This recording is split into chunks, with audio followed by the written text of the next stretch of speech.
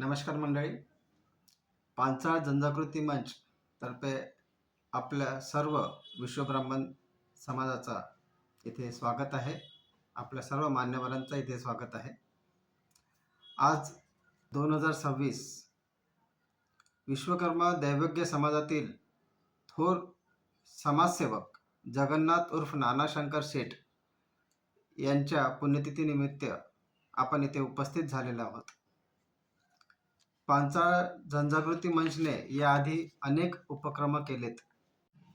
पांचाळ जनजागृती मंचचा उद्देश नेहमी हा राहिलेला आहे की पांचाळ म्हणजे विश्वब्राह्मण समाजातील सर्व युवा वर्ग व समाज बांधवांना आर्थिकदृष्ट्या, शैक्षणिकदृष्ट्या कसं प्रगल्भ ज्ञान प्राप्त करून देता येईल. त्यांच्या प्रगतीसाठी जे प्रगतिशील व्यक्तिमत्व आहेत, जे प्रगतिशील मान्यवर आहेत, जे शैक्षणिक दृष्टिकोनात उंचावलेले जे मान्यवर आहेत, यांच्या माध्यमातून नवनवीन उपक्रम आणून आपल्या युवा पिढीला प्रेरणा मिळावी व त्या प्रेरणेतून त्यांची प्रगती व्हावी.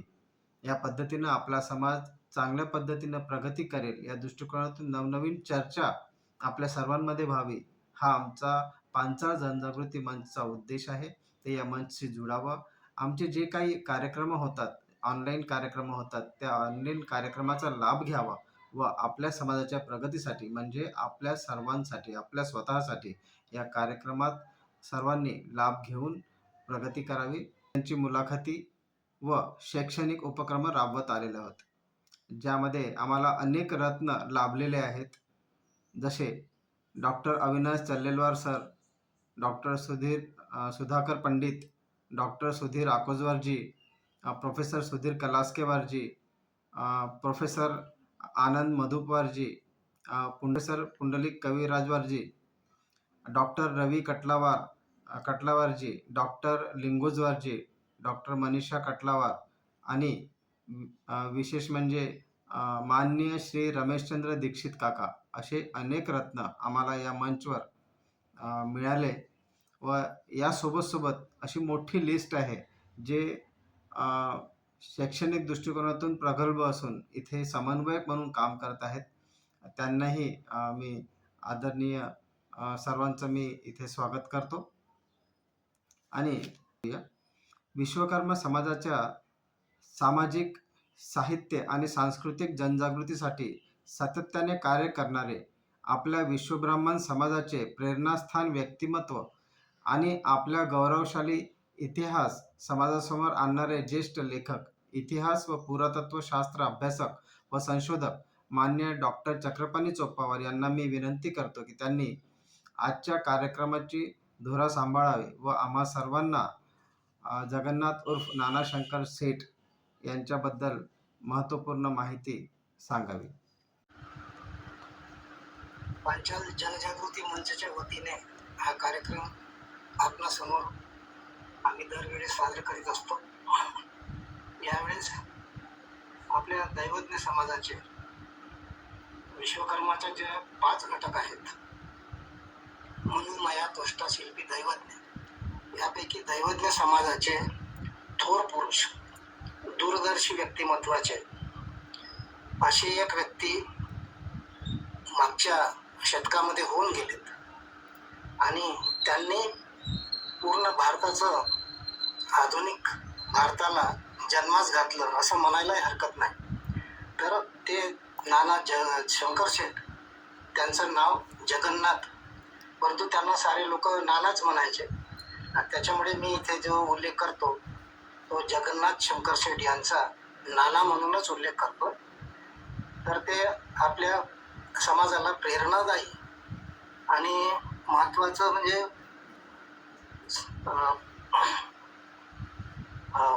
लोकांना समजावं, आपल्या समाजाला समजावं.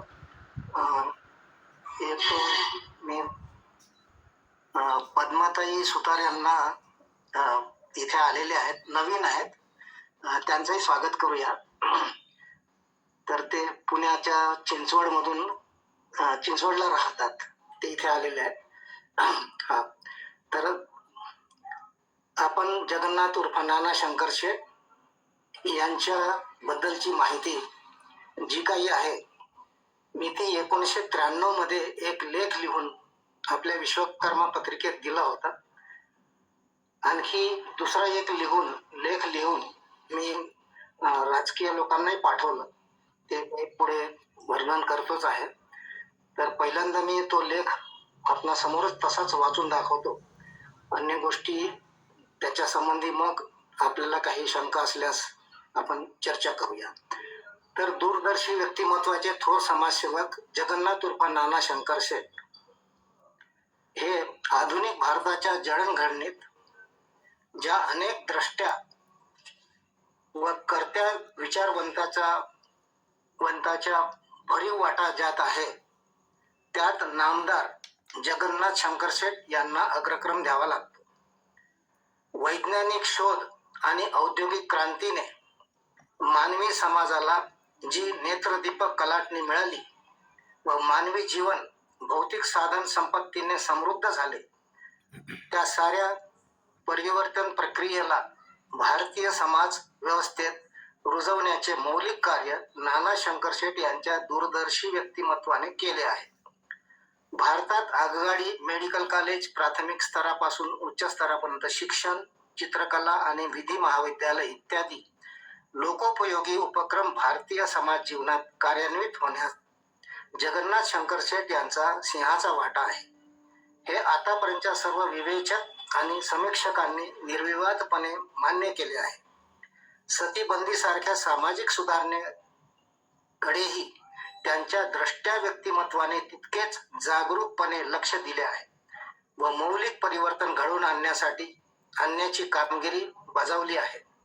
परतंत्र भारताचा स्वतंत्र करण्यासाठी स्थापन झालेल्या नॅशनल काँग्रेसच्या उभारणीत नाना शंकर शेठ यांचे मोलाचे योगदान आहे. एकंदरीत समाजकारण, राजकारण, संस्कृती, शिक्षण, कला, न्याय, कायदा, प्रशासन अशा सर्व क्षेत्रात त्यांच्या परिणत प्रज्ञेने लीलया संचार केलेला आढळतो. म्हणूनच सर्वांगीण विकासाच्या जनकर्त्यापैकी त्यांना एक समजले जाते.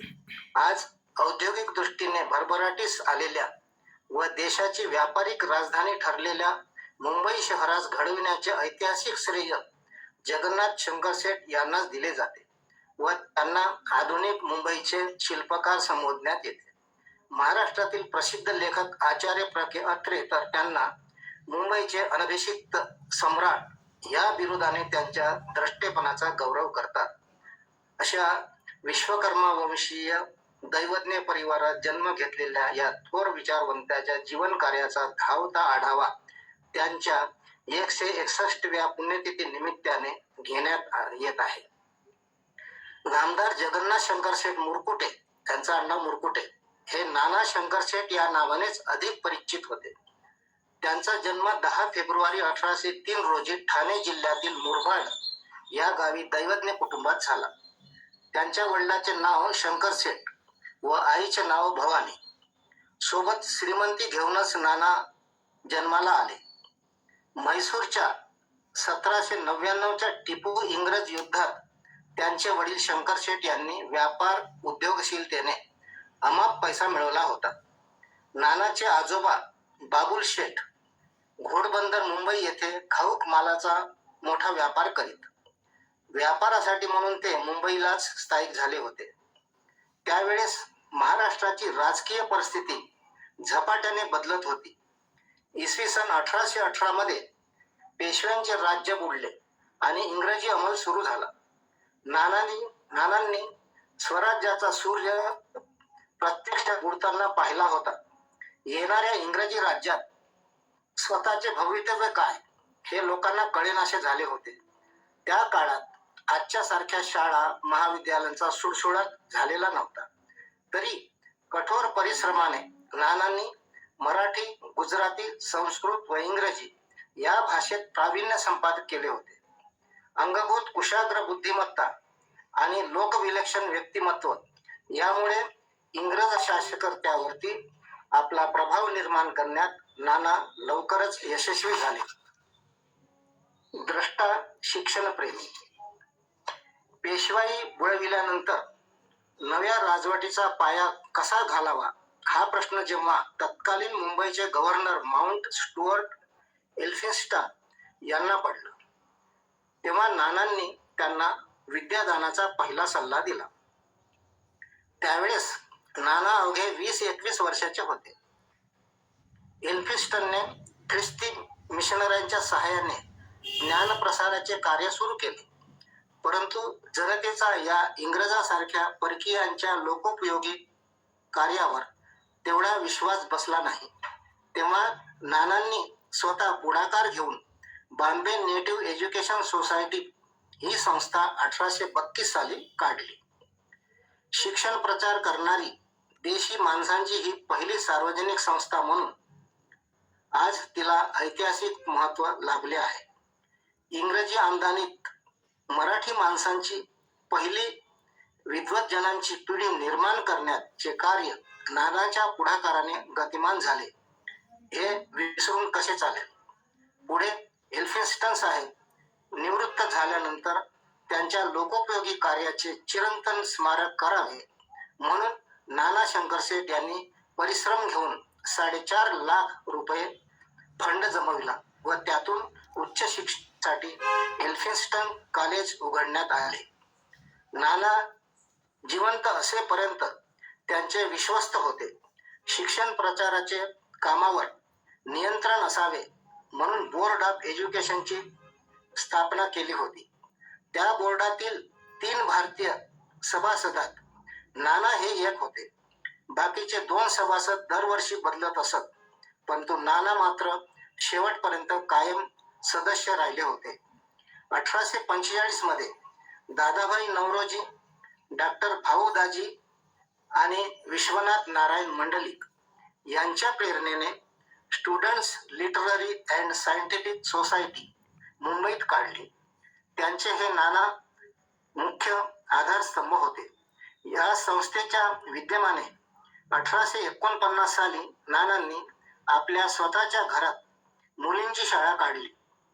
याआधी 1848 मध्ये महात्मा ज्योतिबा फुले यांनी पुण्याला मुलींसाठी शाळा उघडून स्त्री शिक्षणाचा पाया घातला होता. त्या काळात स्त्रियांना शिक्षण देणे पाप समजल्या जाई. मुलीसाठी शाळा चालविल्यामुळे महात्मा फुलेंना अनेक संकटांना तोंड द्यावे लागले, मानहानी सहन करावी लागली. नानांनाही मुलींची शाळा काढल्याबद्दल कर्मठ लोकांनी सळोकी पळो करून सोडले होते, परंतु त्यांनी मुळीच दाद दिली नाही. चौपाटीच्या बाजूला वस्तीतील गरीब कोळ्यांना सुद्धा शिक्षण घेता यावे म्हणून नानांनी एक सार्वजनिक शाळा काढली. अशा सार्वजनिक शाळेत सर्व जातीच्या मुलांना प्रवेश असावा म्हणून नानांनी खूप खटाटोप केला. तेव्हा प्रभाकर नावाच्या पत्रकार कुंटे उर्फ महाजन या ब्राह्मण संपादकाचे नानावर शिव्यांचा गजर चालविला. त्यामुळे मराठे, कोळी, कुणबी व तत्सम जातीच्या 20 मुलांनी ती शाळा सोडण्यास भाग पडले. तरीही ते डगमगले नाहीत किंवा हतोत्साह झाले नाहीत. 1857 साली गिरगाव भागात मराठी बोलणाऱ्या मुलांसाठी नानांनी इंग्रजी मराठी शाळा सुरू केली व शाळेची इमारत व अन्य खर्चासाठी 20,000 रुपये सरकारच्या स्वाधीन केले. त्या काळी वैद्यकीय शिक्षण मिळण्याची कोणतीच सोय नव्हती. ही अडचण नानांना सारखी बोचत असे. चांगले शिकलेले डॉक्टर निर्माण व्हावे ही नानांची आंतरिक तळमळ होती. 1838 साली मुंबई इलाख्याचे गव्हर्नर सर रॉबर्ट ग्रेट मरण पावले. त्यांच्या स्मरणार्थ ग्रँट मेडिकल कॉलेज काढण्याची योजना आखल्या गेली. नानांनी निधी जमविण्यात पुढाकार घेतला आणि 1845 साली ग्रँट मेडिकल कॉलेजची स्थापना झाली. 1857 मध्ये मुंबई विद्यापीठ स्थापन झाल्यावर तिच्या फेलोच्या जागी सरकारने 5 भारतीय माणसांची नियुक्ती केली होती. त्यात नाना शंकरशेठ व डॉक्टर भाऊदाजी हे 2 महाराष्ट्रीयन होते. नानांना मुंबई विद्यापीठाचा फेलो होण्याचा मान मिळावा ही गोष्ट खरोखरच त्याच्या शिक्षणाबद्दल असलेल्या कळवळीची ग्वाही देते. शिक्षण क्षेत्रातल्या त्यांच्या कामगिरीबद्दल त्यांचे ऋण मान्य करताना दादाभाई नौरोजींनी लिहून ठेवले आहे. We natives owe some much debt to Jagannath Shankar Seth, who was among the first sowed the seeds of education and watched and nursed it to its present healthy growth. अशा पद्धतीची दादाभाईंची त्या ज्ञानाविषयीची कमेंट्स आहे आणि त्यांनी शिक्षणाचा पाया रचल्याविषयी म्हटले आहे. नागरिक जीवनाची मुहूर्तमेढ. भारतीय सामान्य माणसांचे दुःख अडचणी इंग्रज शासकापुढे नीट मांडता याव्यात म्हणून 1852 साली डॉक्टर भाऊ दाजी, नाना शंकर शेठ आणि दादाभाई नौरोजी यांनी मिळून बॉम्बे असोसिएशन नावाची राजकीय संस्था काढून अर्वाचीन राजकारणाचा पाया घातला.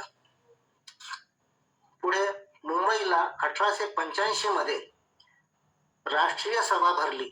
ही याच संस्थेच्या विद्यमाने म्हणजे नॅशनल काँग्रेसची स्थापना होण्याआधी कित्येक वर्षापूर्वी ह्या देशात सनदशीर चळवळ सुरू करण्याचे श्रेय नाना शंकर शेठ यांचेच आणि दादाभाई नौरोजी या दोघांकडे जाते.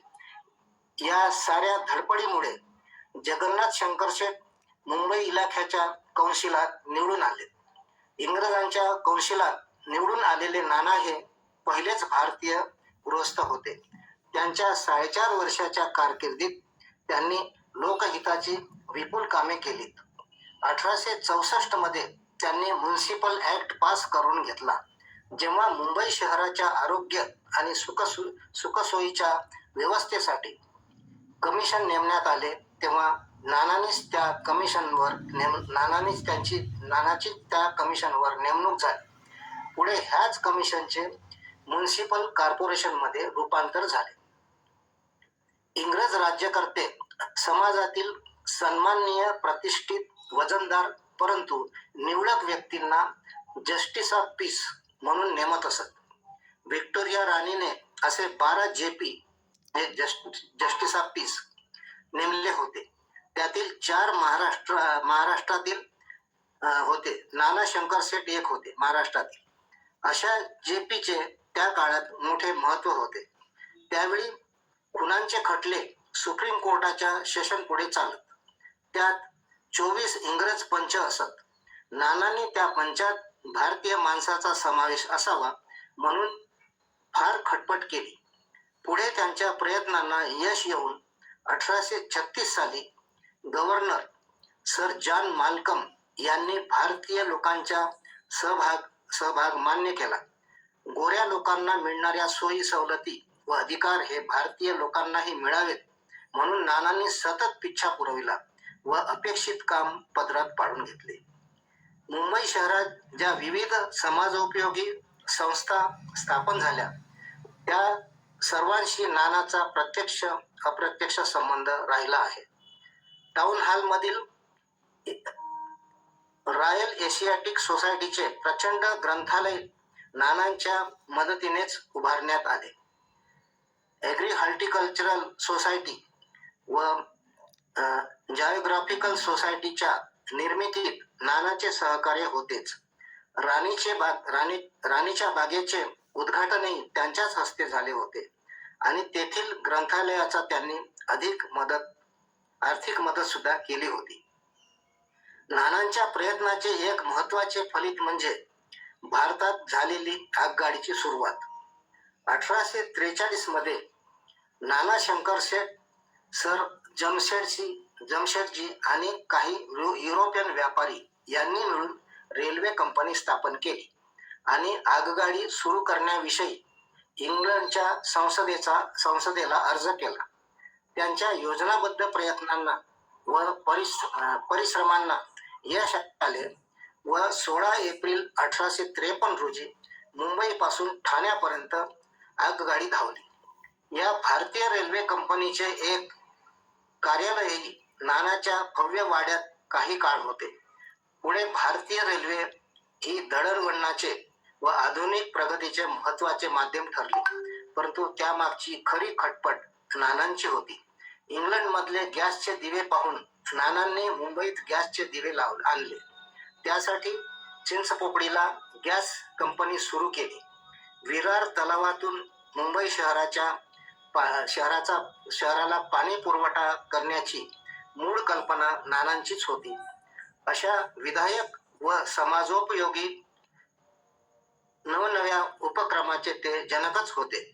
धर्मार्थ दवाखाने, पहिले सुतिकागृह, नाट्यगृह, विधी महाविद्यालय आणि महत्वाचे म्हणजे जे स्कूल ऑफ आर्ट या चित्रकला महाविद्यालयाची स्थापना, या सर्वांच्या उभारणी मागे नानांचे कर्तृत्व आणि सार्वजनिक संस्थांचे महत्त्व समजून घेणारी त्यांची दूरदृष्टी आपणास प्रकर्षाने जाणवल्या वाचून राहत नाही. सतीच्या चालीविरुद्ध नानाची कामी. 1813-14 साली विल्बरफोर्स, ह्यूम व पिम ह्या सामाजिक चळवळीतील पुढाऱ्यांनी विलायतेत सती विरुद्ध मोहीम हाती घेतली होती. पिमच्या नेतृत्वाखाली बेडफोर्डशायर या संस्थेने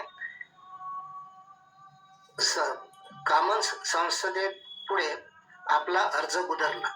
सतीची अमानुष चाल बंद व्हावी म्हणून थोर समाज सुधारक बंगालचे राजा राममोहन राय यांनी प्रयत्न चालवले होते. मुंबई इलाख्यातही सनातन्यांच्या कडव्या विरोधाला न जुमानता नाना शंकरशेठ यांनी सतीबंदीचा जोरदार पुरस्कार केला होता. जागृतीला सुरुवात केली होती. पिमने ब्रिटिश संसदेच्या व हाऊस ऑफ कॉमन्स पुढे जो अर्ज केला त्यावर राजा राममोहन राय यांच्या बंगाल इलाख्यातील प्रतिनिधी म्हणून व नाना शंकरशेठ यांच्या मुंबई इलाख्यातील प्रतिनिधी म्हणून सह्या होत्या. मात्र या दोन नेत्याच्या विचारात थोडी तफावत होती. रायच्या मते सतीबंदी बंगालपुरतीच असावी अशी होती, तर माल्कम व जगन्नाथ शंकरशेठ यांच्या मते ती बंदी सार्वत्रिक करावी अशी होती. शेवटी 1829 मध्ये लॉर्ड बेंटिंकने सतीबंदी कायदा लागू केला. या कायद्याविरुद्ध कलकत्त्यात मोठे दंगे झाले, परंतु नानावरील विश्वासामुळे मुंबईत तसे काही घडले नाही. पिढ्यानपिढ्याची सती प्रथेची शृंखला तोडताना सनातन्यांची मुंबई पेटून उठली असती, परंतु नानांनी जनसामान्यावरची पकड त्यांच्या विश्वासू व प्रामाणिक नेतृत्वामुळे कायमची घट्ट झाली होती. नाना दैवज्ञ ब्राह्मण म्हणून सर्व परिचित असले तरी ब्राह्मण सनातन्यांचा हिसका त्यांनाही चाखायास मिळाला. विश्वब्राह्मण कुलोत्साह या ग्रंथात कै बाळशास्त्री क्षीरसागर एक प्रसंग वर्णन करतात. नाना शंकरशेठ हे कृष्णेच्या स्नानाकरिता वाईस गेले असता भटांनी त्यांचा उपमर्द केला व नदीत उतरू देणार नाही असा दम भरला. तेव्हा नानांनी सातारचे महाराज प्रतापसिंह यांच्याकडे तारीख 19/12/1826 रोजी फिर्याद केली. महाराजांनी जातीने लक्ष घालून चौकशी केली व आरोपीस शिक्षा ठोठावली आणि मोठा दरबार भरून नाना शंकरशेठ यांचा गौरव केला व बहुमोल भरजरी शाल नजर केली. असे हे नाना राष्ट्रसेवेचा आणि जनसेवेचा वसा घेऊन सतत 44 वर्षे निरनिराळे उपक्रम राबवत राहिले. त्यांनी हाती घेतलेले आणि पूर्ण केलेले कार्य एक प्रकारचे नव्हतेच. त्यांच्या कार्यकर्तृत्वात विविध समस्यांची उकल होती. त्यांच्या कार्याचा प्रत्येक टप्पा हा लोकोपयोगीच होता. तसेच त्यांच्यातील दातृत्व आणि उदारता त्यांना लाभलेल्या श्रीमंतीला साजेशीच होती. त्यांनी त्या काळात निरनिराळ्या सामाजिक, सांस्कृतिक व शैक्षणिक कार्यासाठी दिलेले दानाचे आकडे पाहिले असता त्यांच्या औदार्याविषयी कमालीचा आदर निर्माण होतो. त्यांनी 1827 मध्ये एल्फिन्स्टन निधीला 25,000 रुपये दिले, तर मराठी मुलांसाठी गिरगावात काढलेल्या शाळेच्या इमारत वगैरे खर्चासाठी 20,000 दिले. रॉयल एशियाटिक सोसायटीच्या मुंबई शाखेला 5,000, व्हिक्टोरिया अँड अल्बर्ट वस्तू संग्रहालयाला 5,000, स्वतःच्या नावे चालणाऱ्या शाळेला 30,000, राणीच्या बागेसाठी 25,000 अशी त्यांनी दिलेल्या देणगीची मालिका आहे. आयुष्यभर राष्ट्रसेवेच्या व समाजसेवेच्या कार्यात स्वतःला झोकून देणारे नाना आयुष्याच्या अखेरच्या क्षणापर्यंत कार्य करीत राहिले. त्यांना 31 जुलै 1865 रोजी वयाच्या 62व्या वर्षी मृत्यू आला. त्यावेळच्या टाइम्स ऑफ इंडियामध्ये त्यांच्यावर जो मृत्यूलेख लिहिण्यात आला त्यात त्यांची तुलना नाना फडणवीसाशी केली होती. नानांच्या मृत्यूपूर्वी म्हणजे तारीख 6 मार्च 1864 नानांच्या गौरवाप्रित्यर्थ मुंबईचे नगराध्यक्ष डॉक्टर वर्डवुड यांनी एक जाहीर सभा आयोजित केली होती. त्या सभेत नानांच्या हयातीतच नानांचा संगमरवरी भव्य पुतळा राणीच्या बागेत बसवायचे ठरवले. परंतु पुतळा इंग्लंडमध्ये पूर्ण होण्याच्या आज नानांचे निधन झाले. मग पुढे तो पुतळा राणीच्या बागेऐवजी टाउन हॉलच्या प्रशस्त जागी बसवण्यात आला आणि त्यांची स्मृती चिरंतन करण्यात आली. नानांची शिक्षण प्रसाराची आवड, त्यातल्या त्यात संस्कृत भाषेवरील अपार प्रेम लक्षात घेऊन नानांच्या मृत्यूनंतर त्यांचे चिरंजीव विनायकराव यांनी 30,000 रुपये मुंबई विद्यापीठाकडे दिले व संस्कृत शिकणाऱ्या हुशार मुलांनाही जगन्नाथ शंकरशेठ संस्कृत शिष्यवृत्ती 1866 पासून सुरू केली. ती आजही नानांच्या स्मरणार्थ चालू आहे. नानांच्या मृत्यूला 125 वर्ष पूर्ण झाल्याबद्दल नानांच्या स्मृतीप्रित्यर्थ भारतीय डाक खात्याने 2 रुपयाचे 2 रंगी टपाल तिकीट काढले होते आणि त्याचा राष्ट्रीय गौरव केला होता. मात्र त्यांच्या स्मृती चिरंतन करण्याच्या त्यांच्या अग्रणीत संस्था आज कार्यशील असून सुद्धा आजची पिढी त्यांना विसरत चाललेली दिसते. काही आचार्य अत्रे म्हणत की नानांच्या महात्म्याची महाराष्ट्राला जेवढी ओळख असायला पाहिजे तेवढी नाही. ही दुःखाची गोष्ट आहे. खरेच डोंगरा एवढे उपकार करून ठेवलेल्या या थोर पुरुषाचे पुण्यस्मरण आपण विसरता कामा नये. हा माझा लेख 1993 साली लिहिला होता आणि त्याच्या सोबत आता मी जो दुसरं जे वाचन करतोय तो नंतर लिहिलेला आहे. तर शिक्षण क्षेत्रात तळमळीने कार्य करणारे व मुंबई विद्यापीठ व्हावे म्हणून झटणारे जगन्नाथ उर्फ नाना शंकरशेठ हे काही माझे नाव मुंबई विद्यापीठाला द्या म्हणून सांगून गेले नाहीत. पण आमची कृतज्ञ बुद्धी कोठे लोपली की आम्ही त्यांना नामानिराळे ठेवले. त्यांचे नाव कोणत्या वास्तूला संस्थेला द्यावे असा प्रयत्न आधी झालेला आहे, नाही असे नाही.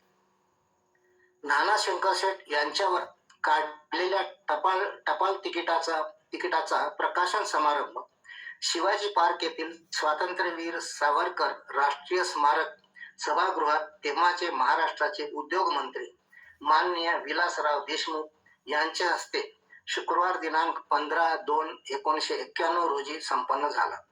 त्यावेळी समारंभाचे प्रमुख पाहुणे या नात्याने शिवसेना प्रमुख बाळासाहेब ठाकरे म्हणाले की नामदार नाना शंकरशेठ यांच्या कार्यामुळेच आजच्या मुंबईस आकार आलेला आहे. अशा सत्पुरुषाचे मुंबईच्या व्हीटी रेल्वे स्टेशनला नाव दिल्याशिवाय व त्यांचे यथोचित स्मारकासाठी मुंबईत भूखंड मिळवून दिल्याशिवाय आम्ही स्वस्थ बसणार नाही. व्हीटी स्टेशन यापुढे जगन्नाथ शंकरशेठ रेल्वे स्टेशन म्हणूनच ओळखल्या जाईल. पण पुढे हेच बाळासाहेब गप्प बसले, कारण व्हीटी स्टेशनला केंद्र सरकारकडून शिवाजी महाराजांचे नाव द्यावे म्हणून प्रस्ताव आला. त्याची कार्यवाही झाली आणि व्हीटी स्टेशनचे नामांतर शिवाजी टर्मिनस असे झाले. याविषयी खंत व्यक्त करताना लेखिका अंजली कीर्तने म्हणतात, व्हीटीला नाना शंकरशेठ याचेच नाव देणे सर्वथा उचित असताना डावलल्या गेलं. नानांचं नाव स्टेशनला दिलं गेलं असतं तर वर्षानुवर्षे लाखो लोकांच्या ओठावर सकाळ संध्याकाळ ते उमटलं असतं. नानांचं नाव का दिलं अशी उत्सुकता पुढच्या पिढीला वाटली असती. त्यातून नानांच्या चरित्राचं मनन करावं असं कोणाला तरी वाटलं असतं, पण ते होणार नव्हतं. शासनाच्या वरील निर्णयाला मुंबई उच्च न्यायालयात आव्हान देण्यात आलं. तेव्हा न्यायमूर्ती शहा आणि न्यायमूर्ती पाटणकर म्हणाले की केंद्राचा निर्णय चुकीचा आहे. शिवाजी महाराजांचे नाव का द्यावे याचे पुरेसे कारण प्रस्तावात नाही. तरीही पुढे व्हीटीचे नामांतर जे झाले ते पक्के झाले. नाना शंकरशेठनी आपल्या आयुष्यात लाखो रुपये जसे समाज कार्याला, शैक्षणिक कार्याला दान दिले, तसेच त्यांची शेवटी शेकडो एकर जमीन विविध कार्यासाठी स्वेच्छेने दान केली. हे सर्व दान जनकल्याणासाठी होते. परंतु या थोर राष्ट्रपुरुषाचे स्मारक भवनासाठी मात्र सरकारला मुंबईत जागा मिळत नाही.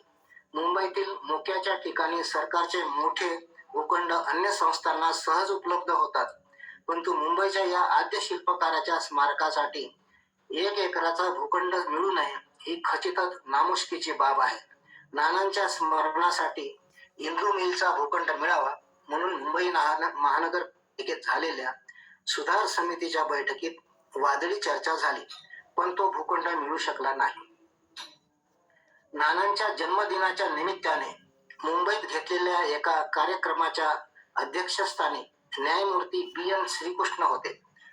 अजोड दाता असलेल्या मुंबई नगरीचे आद्य शिल्पकार नाना शंकरशेठच्या स्मरणासाठी स्मारक समितीने मागितलेला भूखंड देण्यात शासनाने दिलेल्या नकाराबद्दल न्यायमूर्ती श्रीकृष्ण म्हणाले की न्यायमूर्ती म्हणून काम करीत असताना विकास आराखड्यातील भूखंडाची आरक्षणे हे शासन कसे उठसूट बदलून घेते हे मी जवळून पाहिले आहे. त्यामुळे शंकरशेठच्या स्मारकासाठी नकार द्यायला जर हे शासन आरक्षणाचे कारण सांगत असेल तर ती अत्यंत शरमेची बाब आहे.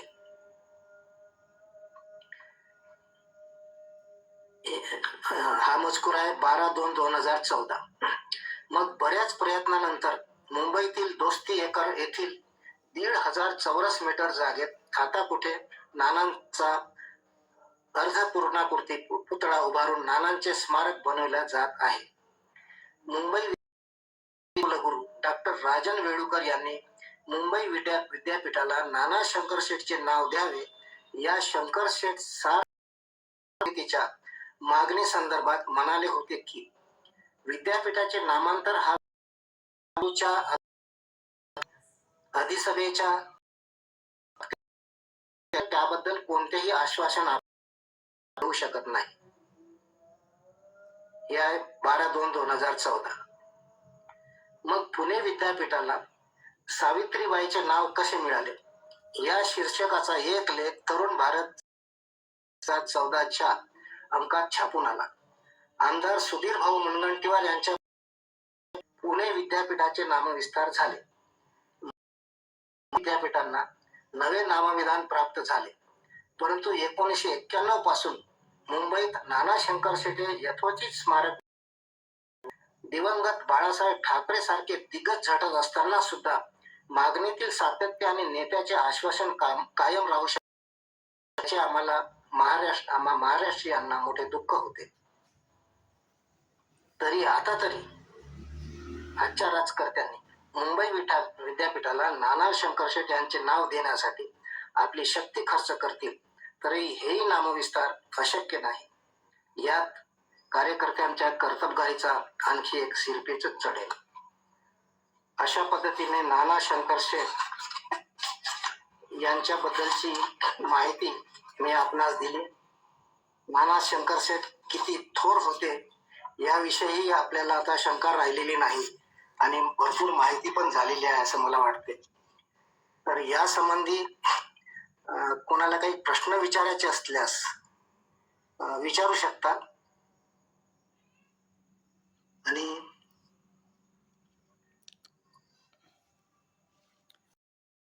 बोलतो आधी सेवक थोर जगन्नाथ शेठ यांच्याबद्दल ऐकलं आणि त्यांची महत्त्व मी सांगितली. बरंच काही कळलं की असे अनेक होऊन गेलेत आणि त्याची भान खरंच आम्हा सर्वांना नाही आहे. अ, आम्हा सर्वांना म्हणजे सर्व समाजसेवक जे आहेत त्यांना नाही आहे आणि त्यांच्या या विषयाची चर्चा आपल्या नवीन पिढीपर्यंत पोहोचवण्याची इच्छाशक्ती सर्वांमध्ये तयार हो आजच्या या कार्यक्रमाच्या दृष्टिकोनातून हा व्हिडिओ यूट्यूबवर टाकणारच मी. आणि आजच्या कार्यक्रमात जे उपस्थित आहेत त्या मंडळींना सुद्धा विनंती आहे की अशा थोर संतांची माहिती आपल्या चिमुकल्यांपर्यंत युवकांपर्यंत पोहोचावी. तर आजच्या कार्यक्रमाला बघितल्यानंतर काही प्रश्न असतील तर आमची विनंती आहे की तुम्ही चोपार मामाजींना विचारावं आता प्लीज.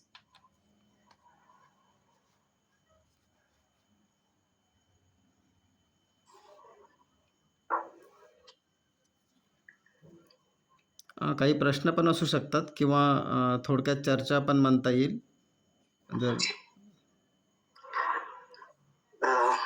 मी पद्माताईंना विनंती करतो केल्या का. हॅलो. हा हां बोला. हा नमस्कार. नमस्कार, मी सुधीर वेदपाठक बोलतोय. हा बोला. चक्रपाणी सरांनी जी आता माहिती दिली थोर समाजसुधारक नानाशंकर शेठ यांच्याबद्दल, खरोखर म्हणजे आपल्याच समाजातील खूप जणांना कदाचित बरं आता म्हणजे याबद्दल म्हणजे एवढे मोठे समाजसुधारक आपल्या समाजाचे असताना आपल्या समाजातील खूप लोकांना त्यांच्याबद्दल कदाचित माहिती नसावी असं मला वाटतं. बरं तर खरोखर जेवढी माहिती त्यांनी सांगितली मला खूप म्हणजे चांगलं वाटलं आणि जेवढे जास्तीत जास्त लोकांपर्यंत समाज बंधूंपर्यंत ही माहिती पोहोचवता येईल तेवढं आम्ही नक्की प्रयत्न करू. आणि कदाचित त्यांचं नाव जे काय आता हे CST किंवा आता जे VT ला देण्याबद्दल किंवा हे झालेलं आहे, आपला समाज लहान असल्यामुळे छोटा असल्यामुळे कदाचित राजकारणी लोक लक्ष देत नाहीत का असं मला कधी कधी वाटतं. धन्यवाद. बरोबर. या संबंधी हा लेख मी 1993 मध्येच दैवज्ञ समाजोन्नती परिषद ह्या मुंबई दादर स्थित एका संस्थेला पाठवला आणि त्यावेळेसही मी म्हटलं होतं की नानांचं काहीतरी करा, स्मारक करा, नाव द्या काहीतरी, पण तिकडून काही रिस्पॉन्स आला नाही. नानांबद्दल जे समाज संघटना मुंबईत आहे ते दैवज्ञ समाजोन्नती परिषद अशा नावाने आहे. तशा आणखी बऱ्याच संस्था पश्चिम महाराष्ट्रात आहेत, परंतु अशा पद्धतीनं कोणीही भारताच्या असलेल्या व्यक्तीला कुठल्या स्मारकाला त्यांचं नाव द्यावं अशा पद्धतीचं कुठलंही कार्य कोणीही केलं नाही.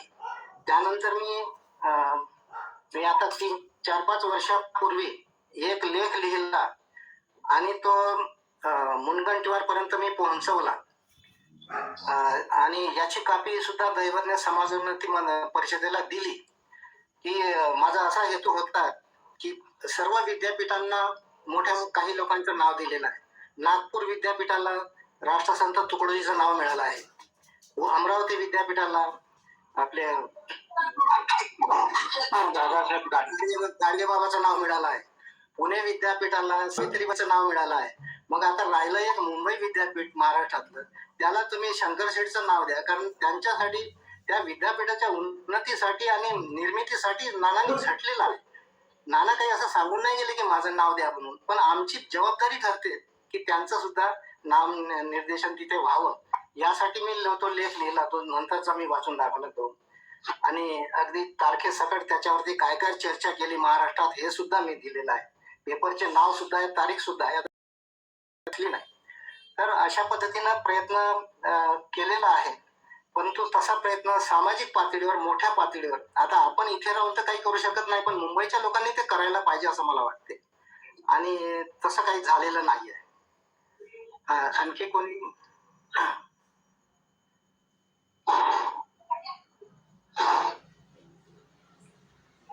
बोला कोणी. मी दीक्षित सरांना. दीक्षित काका, आपण काही बोलू इच्छिता का? हॅलो.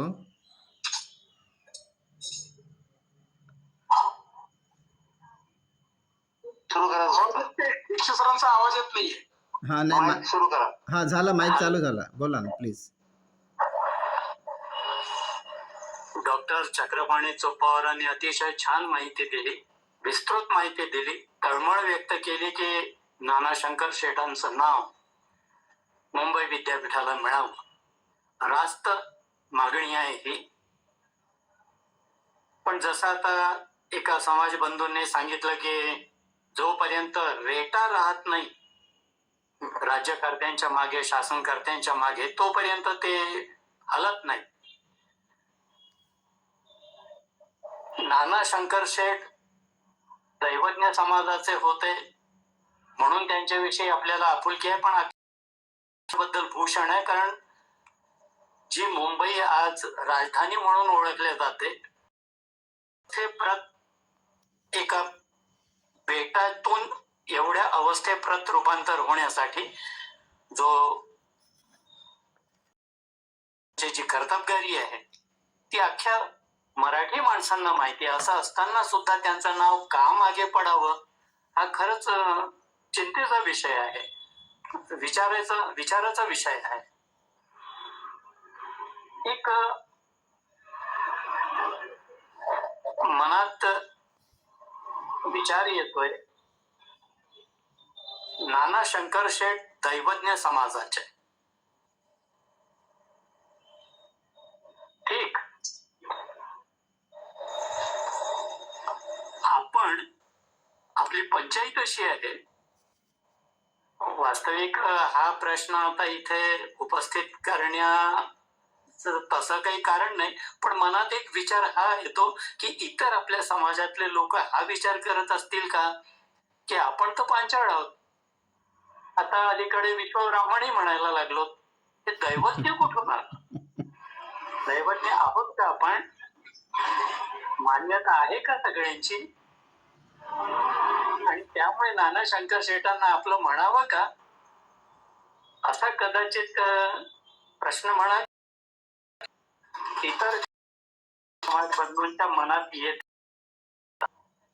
चक्रपाणीजी, माझा उद्देश हा आहे की या बाबतीत थोडासा खुलासा करावा की आपण पांचाळ म्हणवल्या जातो, सोनार म्हणवल्या जातो, आता विश्वब्राह्मणी म्हणायला लागलो.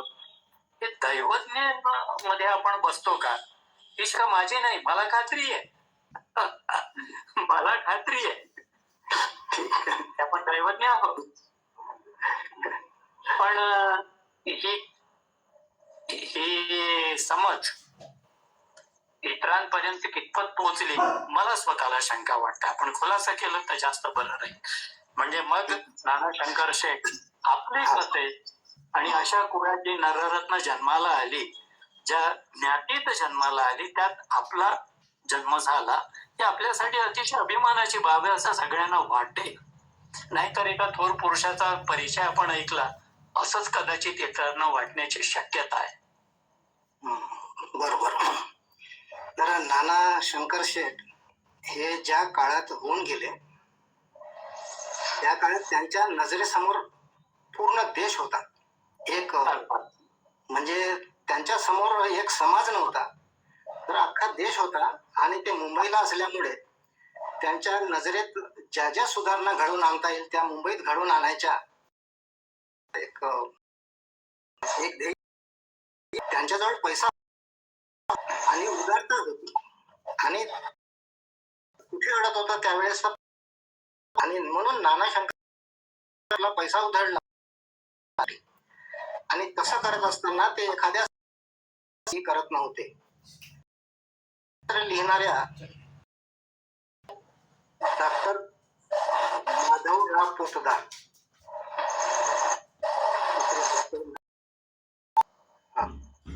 माधवराव पोतदार यांनी हे पुस्तक लिहिलेलं आहे.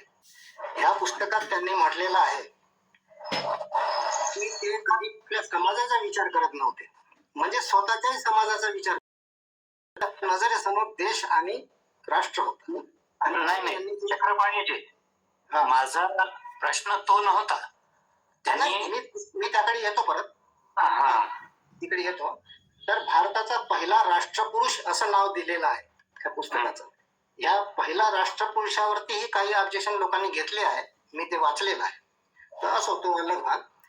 परंतु त्यांनी पुस्तकातही हे दिलेलं आहे की ते समाजासाठी म्हणजे असं काही एकासाठी करावं असा त्यांचा हेतू नव्हता, म्हणून त्यांनी देश पातळीवर सगळ्या गोष्टी केल्या. परंतु प्रश्न असा आहे की जे आपल्या समाजात निर्माण झालेत, जन्म घेतला, त्यांच्या प्रती आपण कृतज्ञ असलंच पाहिजे या भावनेनं, आणि जरी त्यांनी कुणाचा फारसा असा उल्लेख केलेला नसला तरी विश्वकर्माच्या ज्या 5 गटामध्ये मनोमया, त्वष्टा, शिल्पी, दैवज्ञ अशीच ही सांगड आहे. अर्थात अगदी फिक्स सांगड आहे ह्या गोष्टीला मनोमय, दैवज्ञ. आता जे ज्या पुराणांनी, जुन्या पुराणांनी दैवज्ञाऐवजी पक्ष वापरला, म्हणजे दक्षिणेतल्या पुराणांनी तक्षाऐवजी विश्वज्ञ वापर. दक्षिणेमध्ये विश्वज्ञ हा शब्द आहे आणि महाराष्ट्रापासून पुढे आपल्या उत्तरेत दैवज्ञ शब्द आहे. तर दैवज्ञ हा शब्द खास करून कोकणातून इकडे पठारावर म्हणजे पुण्या साईडला.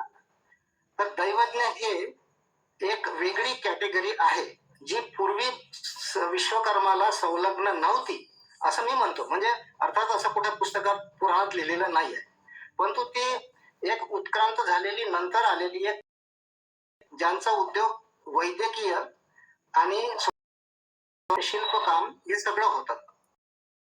तर अशी ही कॅटेगरी कोकणातून आणि पठारावरून मग त्यांचे सोनारी व्यवसाय सुरू झाले. तर दैवज्ञ ह्या शब्दाचा अर्थ दैवत जाणे तो दैवज्ञ या अर्थानं ते ज्योतिषी होते. ज्योतिषी हा गुण त्यांच्यात होता. भविष्य पुराणात त्यांच्याविषयी म्हणजे जे मगी ब्राह्मण होते, ज्योतिषी हे पत्रकार जरी असले तरी मगी ब्राह्मण हे सूर्यपूजक होते. सूर्यपूजकांचा उल्लेख भविष्य पुराणात केला आहे आणि त्यातूनच हे दैवज्ञ आपल्याकडे निर्माण झालेले आहे. तर त्याचा तर एक मोठा इतिहासही आहे. परत ते सगळं मी सांगणार नाही. आल्यानंतर दैवज्ञ हे घाटावर आल्यानंतर म्हणजे पुणे साईड त्या सर्वत्र तरीही दैवज्ञ नाही आहे.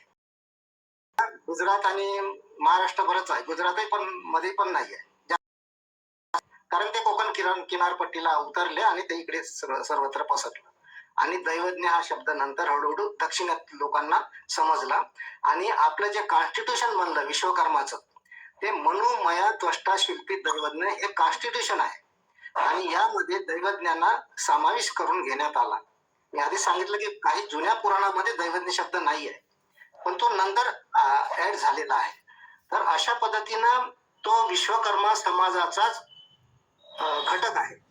आणि म्हणून हा दैवज्ञ जेव्हा एड करण्यात आला तर मनु लोहार, मय सुतार, त्वष्टा कासर किंवा तांबट आणि शिल्पी शिलाशिल्पी आणि दैवज्ञ सोनार अशी ही वर्गवाडी आणि सांगड घालून देण्यात आली. ही नंतरच्या पुराणांनी घालून दिले. ती काही वैदिक काळापासूनची ही सांगड नाहीये, ती मध्यंतरी 7व्या-8व्या शतकामध्ये हे झालं असावं आणि हे सगळं दक्षिण भारतात झालेलं आहे आणि तिकडून आपल्याकडे नंतर हे आलेलं आहे. तर अशा रीतीने दैवज्ञ हे अविभाज्य अंग झालेले आहे विश्वकर्मा समाजाचे आणि त्या दृष्टीने दैवज्ञ हे सोनारी काम करतात. आता पूर्वी ते करत असावेत, महाराष्ट्रात आल्यानंतरही आपले ज्योतिषाचे काम करत असावेत, कारण दैवज्ञ हे काही आज आले नाहीत. दैवज्ञ गणेश दैवज्ञ नावाची एक ते शिवाजीच्या नंतरच्या काळात 16व्या शतकामध्ये किंवा त्याच्यानंतर थोडं गणेश दैवज्ञ म्हणून एक दैवज्ञ शास्त्रज्ञ होऊन गेले. त्यांनी गणेश दैवज्ञ या नावाचा त्यांनी म्हणजे जे पंचांग लिहिलं ते अजूनही गणेश पंचांग या नावानं उपलब्ध आहे. तर गणेश दैवज्ञ ते आहे. दैवज्ञ अनेक थोर पुरुष होऊन गेलेले, आणखी म्हणजे सामाजिक पुरुष म्हणण्यापेक्षा शास्त्रज्ञ होऊन गेले. करून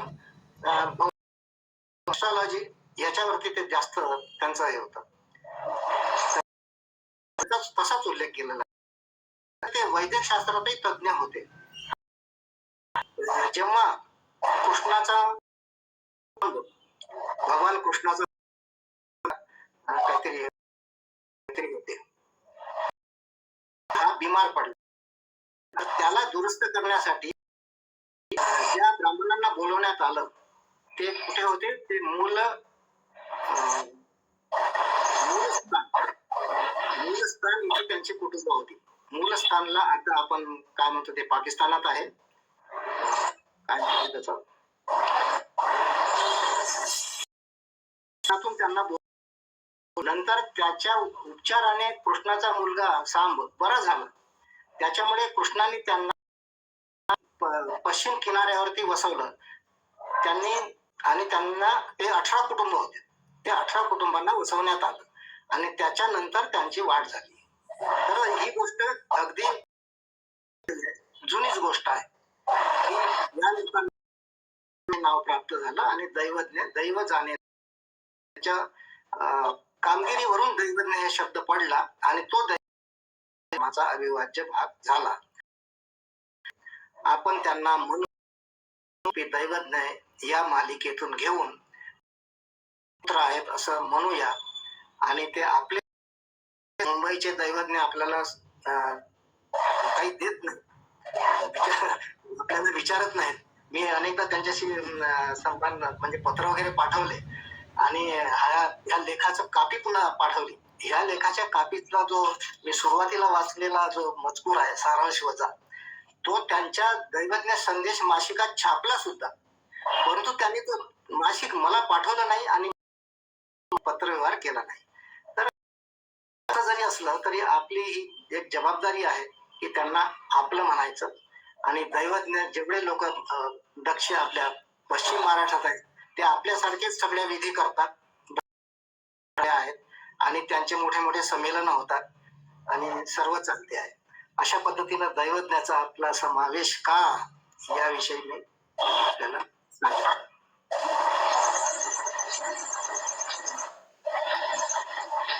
धन्यवाद. आणखी बरीच माहिती या प्रश्नात देखील माहिती मिळाली आणि खरंच हा प्लॅटफॉर्म किती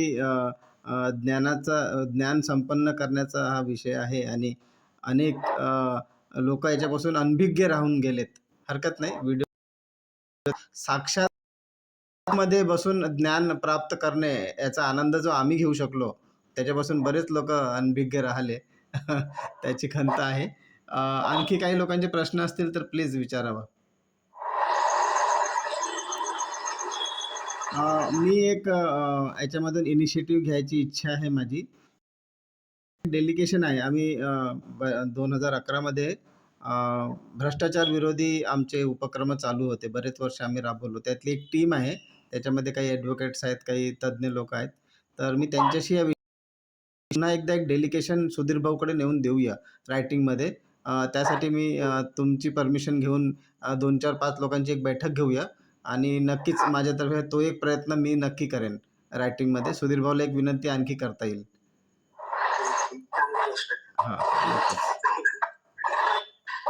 हां, पुन्हा कोणाचा काही प्रश्न आहे का की आपण कार्यक्रम इथे संपवायचा?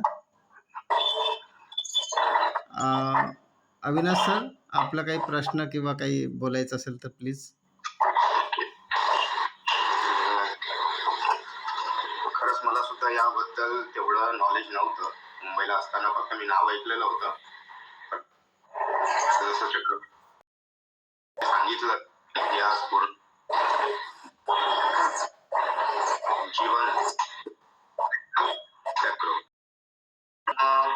ऍटलिस्ट आता अनिल सरांनी म्हटलं की एक जे काही बार कौन्सिल एक पत्रव्यवहार पाहिजे, परंतु जर समजा चंद्रपूरमध्ये सहकारी करू शकलो विचार व्हावा, त्या निमित्तानं त्या गोष्टी आपल्याला सुद्धा समोर जाऊन माहिती पडेल की मुंबई सारख्या ठिकाणी ज्यांनी केलेले आहेत तिथे सुद्धा त्या. हो सर, प्रयत्न करता येईल. आपले जे समाज बांधव आहे 2-4 त्यांच्याशी फोनवर बोलून नाही का समाज एखादा गेला सुधीर भाऊकडे, कमीत कमी आपल्यामध्ये तरी म्हणजे भावना वाढेल की यांना याची जागृती आजही आवाज उचलत आहेत. त्या गोष्टीवर एकदा आम्ही नक्की आपल्या संस्थेसोबत चंद्रपूरच्या या निमित्तानं काही लोक एकत्र तर येतील.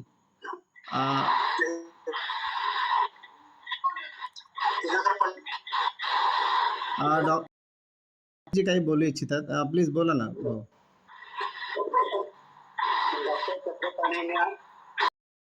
माहिती दिलेली आहे, पण माझ्याकडे असं ऐकण्यात आलं ते मला माहिती नाही, तर जगन्नाथ संकटशेठ संस्कृत ही जी आता स्कॉलरशिप आहे, नवीन अभ्यासक्रमामध्ये इयत्ता 10वीला ती चालू झाली, मध्यंतरी परत ती बंदही पडलेली आहे. की तो नानांनी जो फंड दिला होता त्या फंडाचं व्याज आता त्यामुळे ते मध्यंतरी आणि SSC बोर्डाने पूर्व यांना कुटुंबियांना विनंती पण केली की तुम्ही जर त्यामध्ये अजून थोडे फंड रक्कम वाढवली तर आपल्याला ती योजना परत सुरू करता येईल अशी विनंती केलेली आहे. परंतु त्याचा पुढे काय जर ते मला माहिती नाही, फक्त एवढं मी ऐकण्यात आलेलं आहे माझ्या. आणि अतिशय चांगली माहिती दिली चक्रपाणी सरांनी, त्याबद्दल त्यांचे आभार आणि धन्यवाद. धन्यवाद. तर चला मग आपण प्रयत्न करूया की कमीत कमी आजच्या या कार्यक्रमाच्या माध्यमातून एक छोटंसं अंकुर काहीतरी करण्याचा प्रयत्न आपण करू शकू. मी तर नक्कीच बल्लारशा लेवलवर प्रयत्न करेन आणि आपले जे समाज बांधव आहेत चंद्रपूरला त्यांच्याशी पण मी बोलण्याचा प्रयत्न करेन. डॉक्टर चक्रपाणी चोपावर यांच्या माध्यमातून आम्ही एक डेलिगेशन नक्की 100% मी कामाला करेन, नक्कीच करेन. कारण अशा थोर व्यक्तींचे नाव समोर यायलाच पाहिजे आणि नवीन पिढीला त्याची प्रेरणा पण मिळायला पाहिजे त्या माध्यमातून.